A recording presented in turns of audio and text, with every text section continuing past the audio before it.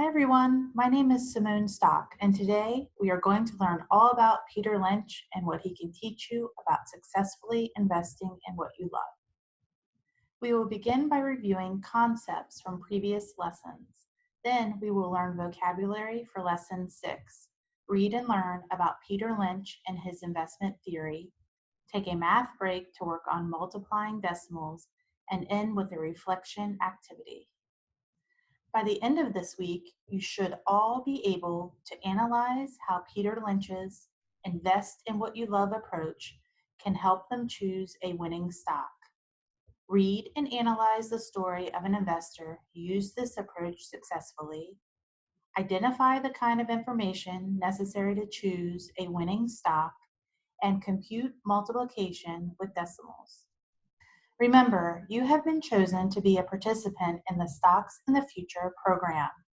Through this program, you are being given an amazing opportunity to become an investor in the stock market. Having the opportunity to purchase stock will be your reward for regular school attendance and good report card grades. Now, turn to page 6.1 in your student workbook and complete the warm-up activity.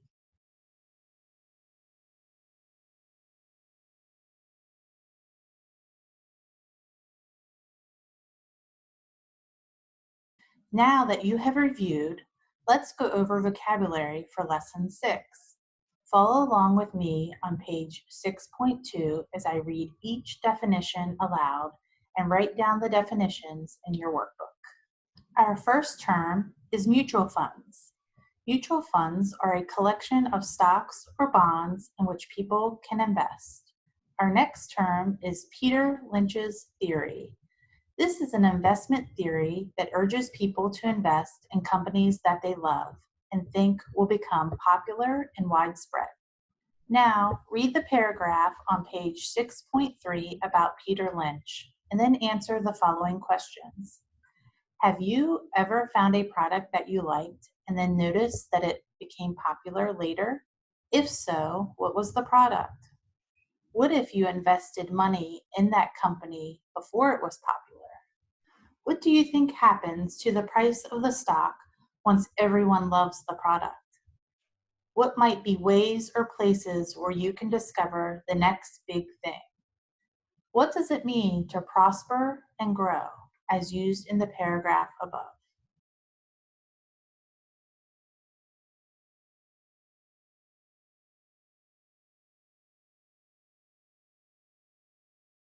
Welcome back. Now that you have learned about Peter Lynch, read the scenario on page 6.3 of your student workbook and answer the questions that follow.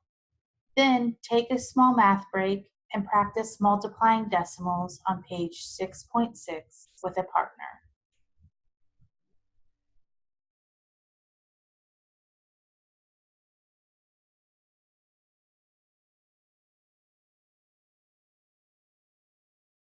For today's math break, we're going to practice multiplying decimals. There's a special kind of increase that Peter Lynch named a four-bagger. This means you have earned 4 times the amount of money you originally invested. What math does 4 times tell you to do? What if there was a 6-bagger? What math would you do? Well, a 4-bagger means we're going to multiply by 4, so then a 6-bagger means you're going to multiply by 6. In the example problem, $90.25 is being multiplied by 4. This comes out to $361. Remember to line up the decimal points in the problem and answer. Now work with a partner to complete the rest of the problems. Then we will go over the answers together.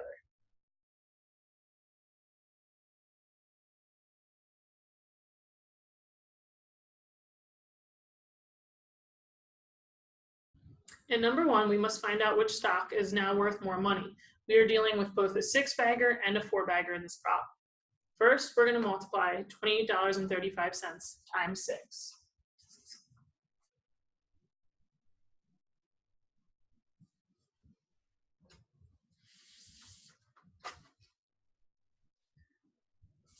$28.35 times 6. Okay, so again, we're going to start and work from right to left. 6 times 5 is 30. 6 times 3 is 18, plus 3 is 21. 6 times 8 is 48, plus the 2 makes 50, carry over 5. 6 times 2 is 12, plus 5 is 17. And then at the end, we're going to count over how many decimal places for a total of $170.10. Please do not forget your dollar signs. Then for the next problem, we have $32.50 times 4. 4 times 0 is 0. 4 times 5 is 20, carry our 2. 4 times 2 is 8, plus 2 makes 10. 4 times 3 is 12, plus 1 is 13. Again, we're going to count over to our decimal point, move our decimal point for a total of $130. Therefore, the value of stock A was greater by about $40. Number 2 asks, in light of the answer to number 1, in your opinion, what would be more important to invest more money at first or invest in a company that you believe is going to grow faster? Discuss your answer with the class.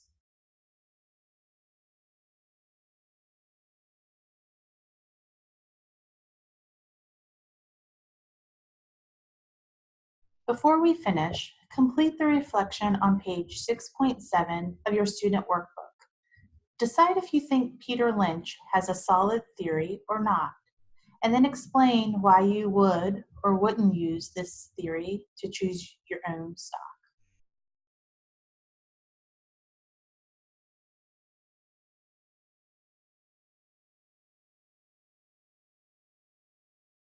Looks like it's time for me to go.